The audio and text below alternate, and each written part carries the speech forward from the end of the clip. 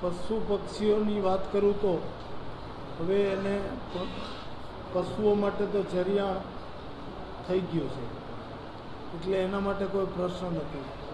અને પાક પાણી સારા થશે એટલે પશુઓમાં પંખીઓ માટે પણ ચણવાની નદી વ્યવસ્થા થઈ જશે. અને સાથે ગૌશાળા પાંજરાપોળમાં પણ કંઈ ઘાસની કે એવી કંઈ વ્યવસ્થા કરવામાં આવશે સરકાર તરફથી?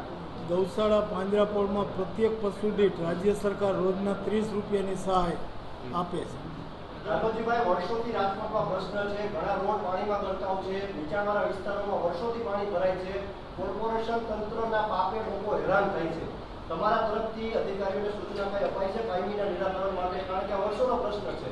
અને પવિત્ર રામનાથ મહાદેવ મંદિર, એમાં પણ રાજકારણ છે. રામનાથ દાદા સંપૂર્ણ પાણીમાં ગરકાવ થયા છે અને લોકોની આસ્થા સાથે છેડા થાય છે. આપ તો જાણો છો કે નીચાણવાળા વિસ્તારો હોય, અતિવૃષ્ટિ થાય એટલે પાણી ભરાય એ સ્વાભાવિક છે.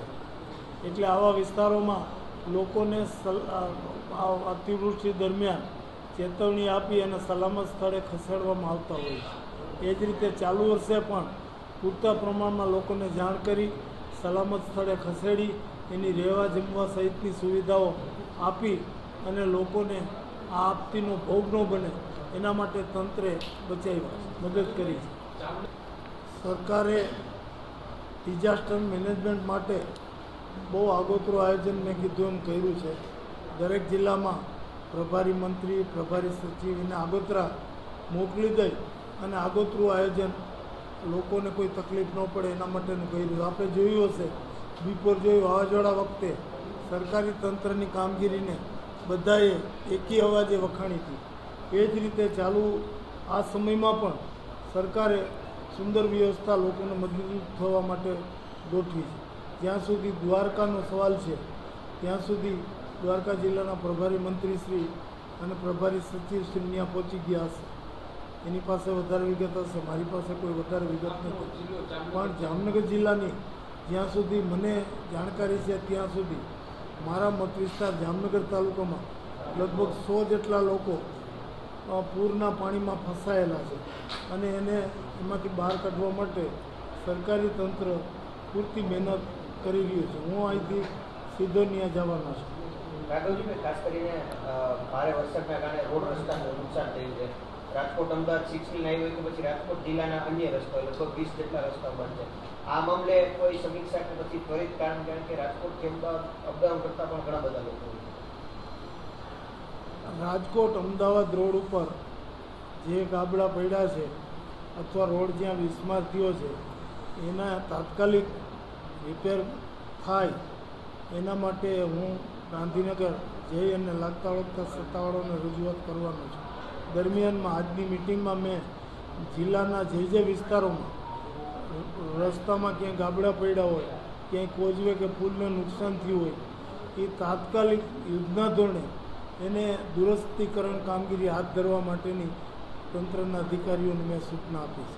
જેવી હવામાન ખાતાએ આગાહી કરી કે ગુજરાતમાં ભારે વરસાદ, અતિભારે વરસાદ થશે, તરત જ અમારા સન્માનીય મુખ્યમંત્રી શ્રી ભૂપેન્દ્રભાઈ પટેલ એણે દરેક જિલ્લામાં દરેક 2 જિલ્લા દીઠ એક મંત્રી અને દરેક જિલ્લા દીઠ એક પ્રભારી સચિવ જે તે જિલ્લાનો એને આદેશ કર્યો કે તમે જિલ્લા મથકે જાઓ, સ્થાનિક તંત્ર સાથે મદદમાં રહ્યો અને અતિવૃષ્ટિ દરમિયાન લોકોને કોઈ જાતની તકલીફ ન થાય એના માટેની કામગીરી કરો.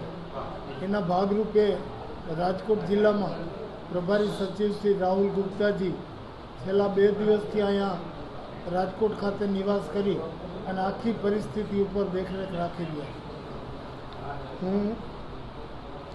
હું પોતે રાજકોટ ખાતે આવ્યો અને રાજકોટ જિલ્લાના વહીવટીતંત્ર અને પદાધિકારીઓ સાથે મેં મિટિંગ રાખી આખી પરિસ્થિતિની સમીક્ષા કરી.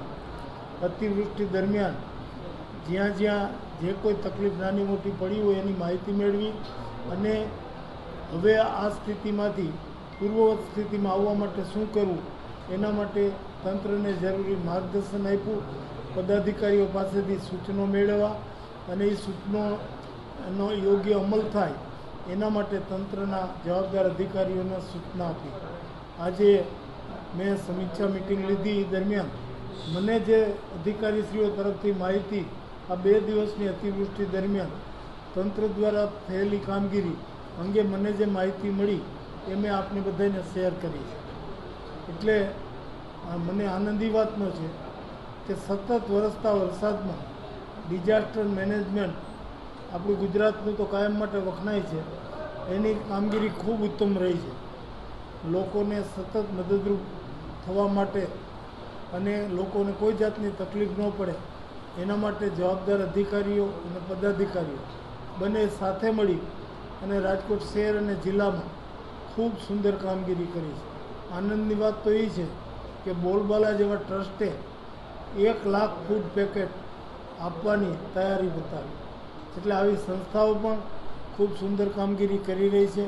રામકૃષ્ણ મિશન હોય, બોલબાલા ટ્રસ્ટ હોય, આ બધી સમાજની સંસ્થાઓ સમાજની આર્થિક વેળાએ ખૂબ મદદરૂપ થવાની ભૂમિકા ભજવી રહ્યા.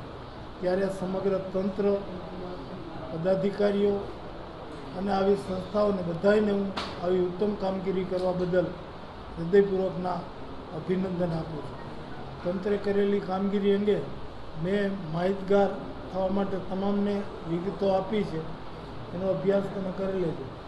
બાકી એ સિવાય તમારે કોઈ પ્રશ્ન પૂછવો હોય શું સમીક્ષા થઈ રાઘવજીભાઈ? કારણ કે અવિરત વરસાદ વરસી રહ્યો છે રાજકોટમાં અને લોકો હેરાન પણ થઈ રહ્યા. વિસ્તારો વધુ અસરગ્રસ્ત, સૌથી વધારે